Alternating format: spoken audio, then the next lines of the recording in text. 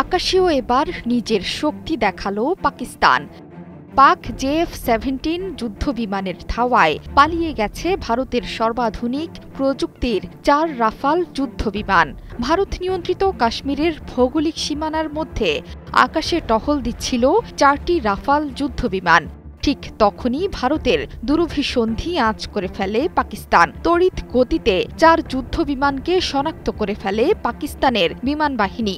বলা চলে পাকিস্তান বিমান বাহিনীর ধাওয়া খেয়ে পালিয়ে গেছে ভারতের শক্তিশালী ৪ রাফাল যুদ্ধবিমান। এই চাঞ্চল্যকর ঘটনা ঘটেছে ২৯ এপ্রিল রাতে। এই সময়ে ভারতীয় ভৌগোলিক সীমানায় অর্থাৎ নিয়ন্ত্রণ রেখা অতিক্রম না করেই আকাশে টহল দিচ্ছিল ৪টি রাফাল। তখনই যুদ্ধবিমানগুলোকে দেখতে পায় পাকিস্তানের বিমান বাহিনী। পাকিস্তান বাহিনীর কঠোর পদক্ষেপের ফলে আতঙ্কিত হয়ে পড়ে ভারতের টহলরত যুদ্ধবিমানগুলো। দ্রুত বেগে সেগুলো আকাশে টহল দেয়া বন্ধ করে পালিয়ে যায়।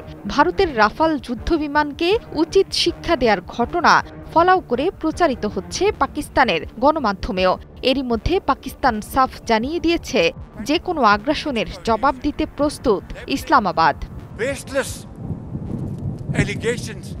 এই ঘটনার পর পাকিস্তানের তথ্যমন্ত্রী জানিয়েছেন, ২৪ থেকে ৩৬ ঘণ্টার মধ্যেই পাকিস্তানে আক্রমণ চালাতে চলেছে ভারত। বিশ্বাসযোগ্য গোয়েন্দা তথ্যের প্রতিবেদনের বরাত দিয়ে তিনি বলেছেন, ২৪ থেকে ৩৬ ঘণ্টার মধ্যেই ভারত সামরিক আগ্রাসন চালাতে যাচ্ছে পাকিস্তানে। রাত ২টার পর টেলিভিশনে এই বক্তব্য দেন আতাউল্লাহ তারার। ভারতের আকাশে রাফালের আনাগোনা বৃদ্ধি পাওয়ায় এটা স্পষ্ট যে রাফাল দিয়েই হয়তো পাকিস্তানে হামলা চালাবে দিল্লি। চলমান উত্তেজনার মধ্যে ফ্রান্স থেকে আরও ২৬টি রাফাল যুদ্ধবিমান কেনার চুক্তি এরই মধ্যে সেরে ফেলেছে ভারত। কয়েকশো কোটি ডলারের এই চুক্তিতে একক ও ২ আসনের যুদ্ধবিমান রয়েছে। ভারতের কাছে বর্তমানে ৩৬টি রাফাল যুদ্ধবিমান আছে। নতুন ২৬টি এলে রাফালের বহর আরও ভারী এবং শক্তিশালী হবে।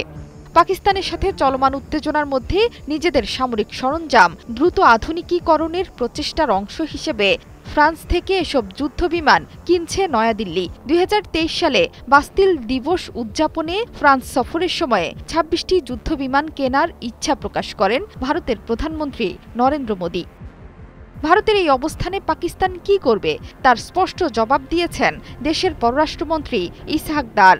সিনেটে তিনি বলেছেন, প্রথমে ভারতে আক্রমণ করবেন না তারা, তবে কোনো আঘাত এলে তার জবাব দেবে। শুধু তাই নয়, পেহেলগামে হামলার ঘটনায় ভারতের অভিযোগ মোকাবেলায় পাকিস্তান যে কূটনৈতিক পদক্ষেপ নিয়েছে সেটি আন্তর্জাতিক সম্প্রদায়কে জানানো হয়েছে।